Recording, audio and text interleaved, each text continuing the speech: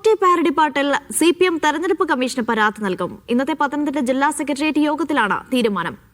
Pandalam area committee അംഗവും പന്തളം രാജകുടുംബാംഗവുമായ പ്രദീപ് വർമ്മയാണ് പരാതി നൽകുക.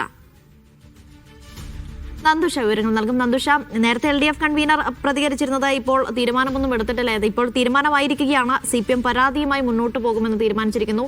പക്ഷേ ഈ പരാതി കേസെടുത്ത് മറ്റു നടപടിയിലേക്ക് പോകാനുള്ള സാധ്യത എത്രത്തോളമാണ്?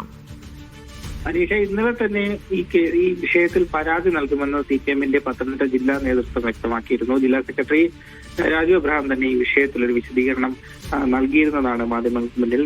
പക്ഷെ അത് ആര് നൽകുമെന്നും എപ്പോൾ നൽകുമെന്നുള്ള കാര്യത്തിൽ മാത്രമായിരുന്നു വ്യക്തത കുറവുണ്ടായിരുന്നത്. ഇന്ന് നടന്ന ജില്ലാ സെക്രട്ടേറിയറ്റ് യോഗത്തിലാണ് ഇത് സംബന്ധിച്ച് വിശദമായ ചർച്ച പിന്നീട് നടന്നത്. തോമസ് ഐസക് ഉൾപ്പെടെ പങ്കെടുത്ത യോഗത്തിലാണ് ഇത്തരത്തിലൊരു തീരുമാനത്തിലേക്ക് CPM ഇപ്പോൾ എത്തിയിരിക്കുന്നത്.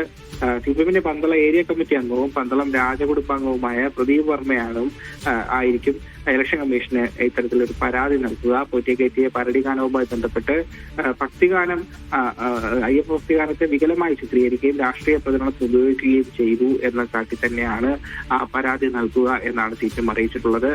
ഇലക്ഷന്റെ ചട്ടലംഘനമാണ് ഈ വിഷയമെന്നും CPM ചൂണ്ടിക്കാട്ടുന്നുണ്ട്. ഏതായാലും വിഷയത്തിൽ ശക്തമായ നിലപാടുമായി മുന്നോട്ട് പോകാൻ തന്നെയാണ് CPM-ന്റെ നീക്കം. അതോടൊപ്പം തന്നെ കഴിഞ്ഞ ദിവസം